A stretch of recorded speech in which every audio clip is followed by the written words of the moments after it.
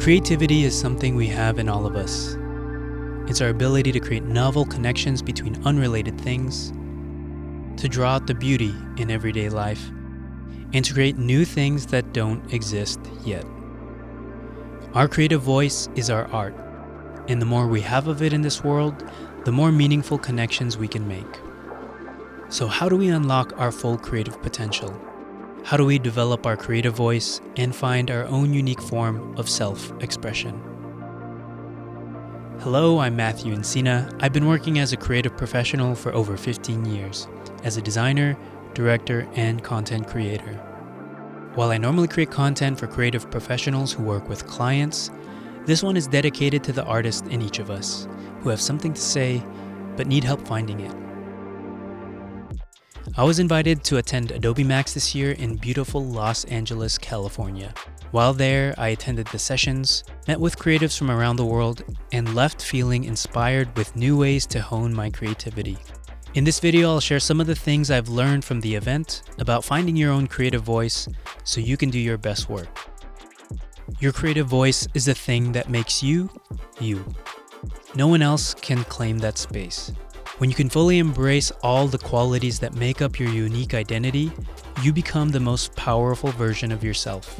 The problem is, as we grow older, we tend to lose our creative voice and our identity, trying to fit into a role in a life that doesn't quite fit us.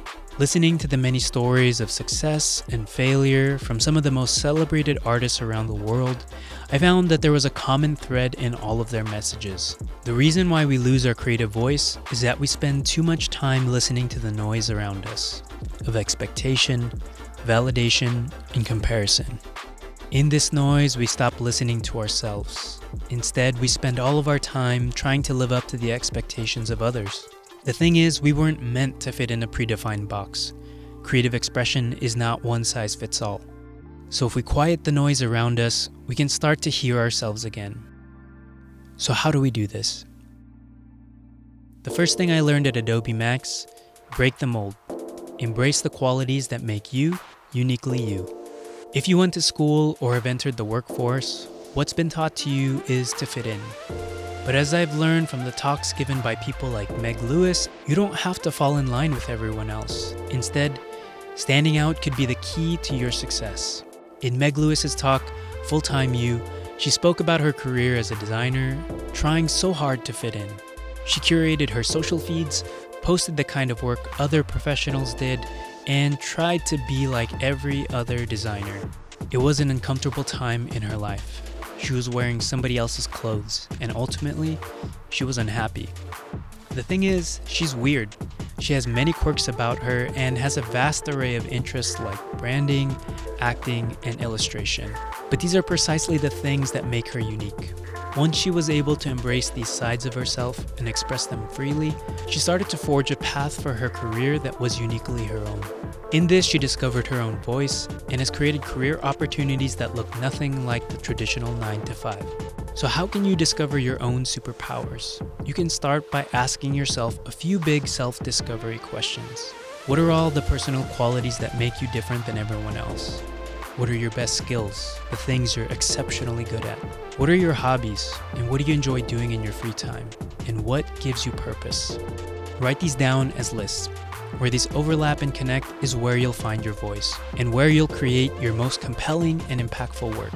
It's not easy, but it's a simple way to start and reflect, so you can gain perspective on yourself and learn what meaningful work could look like to you. The second thing I learned from Adobe Max is that creativity can become a habit. In several of the sessions I attended, many of the speakers shared their methods for success. You know what the secret was? Show up. Work on getting incrementally better every day. You'll suck at first, but nothing gets better without effort. If we want to close the gap between where we currently are and where we want to be, there's a very practical solution: practice. Make time every day to practice creating something, even if it's as little as 15 minutes. Think of it as gym time for your brain to work out and stretch. When things get tough, push through and develop those creative muscles. An easy way to implement this is by creating personal challenges for yourself. Small assignments that are time-bound with a specific focus. For me, I'm currently working on a small series of posts on my Instagram to help me with writing and personal expression. To do that, I'm treating my feed like an open journal, where I'm using typography and imagery to communicate some of the ideas I've been reflecting on as I've been going through my own creative journey. My goal is to knock out 2 or 3 of these a week and only spend up to 3 hours on an idea. This gives me small goals to hit without making it too overwhelming of a task. Since I've started these creative exercises, I've had a surge of new ideas. I feel like my writing skills are improving, and I'm seeing benefits beyond these small assignments. So what small creative assignments can you make time for to practice your creative development? The third thing I learned from Adobe Max: focus on what you can control. Don't waste energy on the things you cannot. We all get lost at some point in our career. We have ups and downs, moments of clarity, and moments of ambiguity. Even the great creative minds who we celebrate have had their slumps in their own career.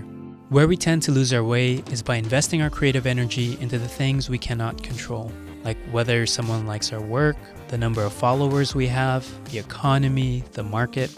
While these things can play an external role to our success, and we do have some influence over it, they are largely outside of our control, and it can be a heavy distraction to creating our work. To have the most significant impact on our creative journey, we should be focusing all of our energy on the things within our control, like learning new skills, refining our craft, and viewing our own work with a more objective lens. When we focus all of our energy here, we can hear our own voice, away from the external noise, and we can focus our creative energies on the things we want to say. So the next time you work on a project, think about how you're investing your energy. Are you counting the number of likes you're getting? Or are you counting all the ways you can make it better? Before I go, let's recap the video. Embrace your real identity. Make time to practice and focus on the things you can impact. When you can define all the things that make you unique, embrace that.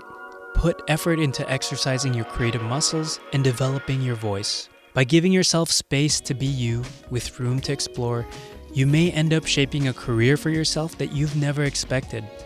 The journey to find our creative voice is a long one. There's no roadmap, there's no final destination. Instead, it's an endless pursuit of development, welcoming new sources of inspiration to guide our direction along the way, and discovering ourselves in the process. I hope these tips will help you find your own creative voice again.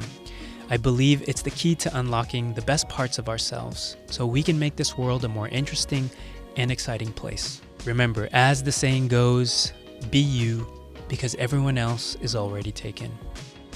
If you enjoyed this video, let us know by leaving a comment below.